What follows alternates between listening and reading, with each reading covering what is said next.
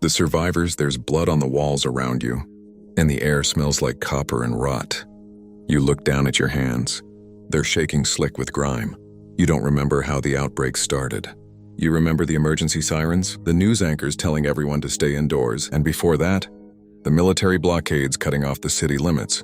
You remember thinking the quarantine would hold. You remember hiding in the subway station, because where else were you going to go when the streets were on fire? So now you're here standing in the ruins of a police precinct, with a dozen strangers who all thought this was a sanctuary. A mechanical voice comes over the PA system. It doesn't offer rescue. It announces that the facility is entering data collection phase. You don't know what that means until the steel shutters lock over the windows. The first wave starts a shambling shape at the end of the hallway. Dragging his feet, people run, people scream, and then people get bitten. Not like a dog bite, like someone trying to tear them apart. The sound of gunfire is deafening and useless. One after another, the screaming turns into wet, tearing sounds, and you can't feel your legs. But you're still moving, eyes locked on the exit, as the people you were just talking to start standing back up, with dead eyes when you finally find a safe room. You sit on the floor and load your last 3 bullets. Someone across the room is crying. Someone else is hiding a bite mark. Somewhere beneath you, behind a reinforced steel door, something massive is pacing. You hear it at night. Heavy footsteps shaking the concrete. You tell yourself it's just the pipes. But it's not the pipes, the scavenger. You're standing in the quarantine zone, holding a clipboard and a radio. You look like a weary relief worker. You've been watching them for 20 minutes, the desperate families huddled by the barricades, begging for rations. You already know who's expendable. You walk up, offer them a spot on an evacuation truck. And they weep with gratitude. You tell them they just have to pass a quick medical screening. You check their pulse, look at their teeth, and they don't even question it. That's how you know they're ready. A person who still had hope left would have asked where the truck was going. You hand them the transit pass, smile reassuringly, and tell them to wait by the loading bay. If they want a chance to survive, then you turn around and find the next batch. There's never a shortage of the desperate. You don't work inside the underground lab. You've never seen the test subjects after they mutate. You don't know what happens after the truck doors lock. That's not your department. Your job is the supply chain. You find people who are so terrified that an unmarked white van from a stranger in a hazmat suit sounds like salvation. The transit pass has no name on it, just a barcode and the umbrella logo. You send dozens down a week. None of them ever come back up. The cleaners. You are carrying a high-pressure incinerator tank down a sterile, white hallway that never ends. Yellow hazmat suit, heavy respirator, tinted visor. That soup means you're the bottom of the corporate ladder. You don't talk, cleaners don't talk, unless a researcher asks you to move a specimen. You burn things, contaminated cots. Blood pools, failed experiments. Bodies that are still twitching, whatever needs to be scrubbed from the record. That's you, you spray. You sanitize, you keep your head down. Your back aches from the heavy tanks. There are dozens of you down here, and none of you know each other's real names. You don't remove your mask outside the decontamination shower. You eat flavorless rations. You sleep in a sterile bunk and wake up when the klaxon tells you there's a spill. You took this job because the corporate hazard was enough to clear your debts. A USS operative walks past your sector, an assault rifle on his chest, and you step aside immediately. You've seen what happens to cleaners who ask about the noises in the vents. One went looking for the source of a leak. You never saw him again tonight. They have you hauling industrial biohazard bins to the deepest sublevel. You don't know what they're breeding down there. And you don't ask, you just burn what they tell you to burn. The next bow deployment's in 8 hours. You've been told to prepare extra body bags. The USS operatives? You are standing on a reinforced catwalk above the testing floor. 60 infected civilians below you. They're swarming, tearing at the reinforced glass.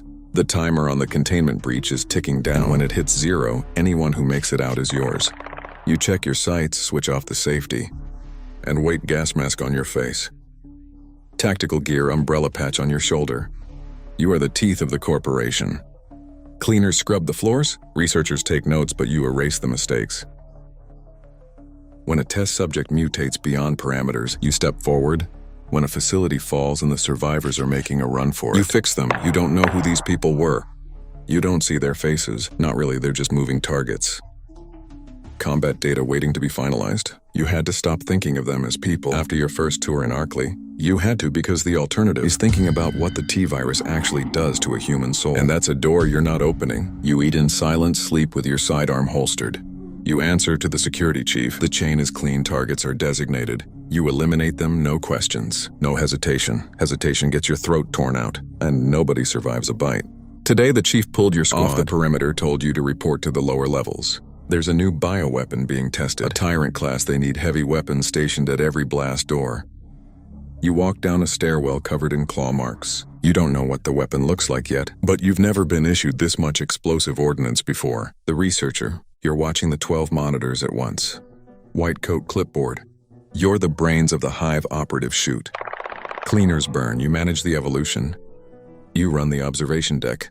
You manipulate the temperature of the incubation tanks. You decide which corridors get vented with gas and wind. When something mutates unpredictably on the floor, the director doesn't call an operative. He calls you. You design the combat scenarios. How many infected to release? Where the weapons are hidden for the survivors to find. Where the cameras capture the best angles. The survivors think the horror is random chaos. It's not. Every variable is controlled. Every heart rate is monitored. You've sequenced the genetic code of the virus weeks before it was ever released into the water supply. The operatives think you're weak, and the cleaners won't make eye contact. Tonight, you've been handed a new virology report. The Nemesis Project. You've never seen cellular regeneration like this. You start adjusting the dosage. The security chief, usually the researchers, report to you. The director reports to the executives above. If an operative goes rogue, you handle it. If a survivor finds a file they shouldn't, you handle that too quietly. You've been with Umbrella longer than most of the staff. Long enough to watch 3 separate viral strains hit the field. Long enough to stop counting the cover UPS. The first outbreak, you couldn't sleep. The second, you slept fine. By the third, you were suggesting ways to weaponize the victims faster. That's what this corporation does to you. You walk the underground facility twice a day. Top to bottom, you check the armories, the server rooms, the containment cells. You look USS operatives in the eye and they stand at attention. You pass the researchers, and they quickly hide their unauthorized side projects. The director trusts you with the security codes, but not the long-term agenda. You know the virus, you know the monsters. You've never been told who's actually buying these things. You've never been in the boardroom. When the military contractors arrive, tonight the director called you in. The final combat test is confirmed. He showed you the survivor count, the facility layout, the deployment of the new tyrant. Then he told you something he's never said before. The buyers are coming in person to watch you. Don't ask why. You go to the control room and double the automated turret defenses. The director, you're standing at the edge of the master control room, looking through bulletproof glass. Below you, the last handful of survivors are barricading themselves in a room the size of a warehouse. Tomorrow, none of them will be human. You are the facility director, and this is your masterpiece. Every viral drop, every mutation, every severed limb, it all runs through you. The researchers track the data. The operatives pull the triggers. The cleaners wash the blood. But you are the one who engineered the nightmare. Nothing in this laboratory evolves without your permission. You weren't always a monster. You were a scientist once. A pioneer. The founder chose you for a reason. He saw your ambition, your willingness to push past ethics to achieve perfection. At least that's what you tell yourself. When you look at the mutated freaks floating in the amber tubes around you, you welcome the buyers personally. You walk them through the reinforced viewing lounge. You pour their scotch, you explain the bioweapons. This one relies on brute strength. This one is entirely amphibious. This one will hunt a specific target relentlessly until its heart stops. The buyers nod, taking notes. You've been running these field tests for years now. You know the pattern. The zombies thin the herd. The hunters break the tactical squads. And the final test, the tyrant being thawed out 3 floors below you right now. Strips away everything until there's nothing left but raw, violent data. You've seen the combat projections. You approve them. You walked the arena this morning. While engineers locked the final blast doors, it's ready. The floodgates are set. The data uplinks are secure. The viewing gallery has been reinforced. Tomorrow night, the remaining survivors will walk into that room. The tyrant will make sure they don't walk out. The buyers will watch from above. The founders will read the reports, and you will stand at the center of it all, proving your genius. The intercom buzzes. A researcher is reporting in. The tyrant is awake. You stand up. Straighten your tie and walk toward the elevator. The final test always yields the best results. The founder, you built this. Not the laboratories, not the monsters. Those came later. You built the ideology. You sat in an estate with people who controlled the globe. People who believed humanity was rotting. And someone said, what if we forced evolution? What if we made ourselves gods? And you said yes. You found an umbrella. You built the Spencer Mansion. You hired the first brilliant minds and gave them a limitless budget and zero oversight. You designed the structure, the shell corporations, the hierarchy, cleaner scrub operative, secure researcher study. The director runs the lab, and you sit above it all. The viruses exist because of you. Every outbreak, every destroyed city, every person that gets dragged into the dark. You don't run the day-to-day. That's what the directors are for. You don't manage the soldiers or approve the lab schedules. You set the vision of a new world.